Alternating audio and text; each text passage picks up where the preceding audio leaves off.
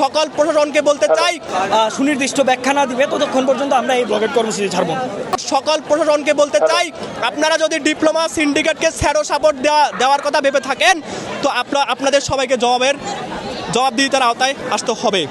আজকের এই সরকার পার্মানেন্ট সরকার না, আজকের এই সরকার আমরা বানিয়েছি, আমাদের রক্তের বিনিময়ে সরকার হয়েছে।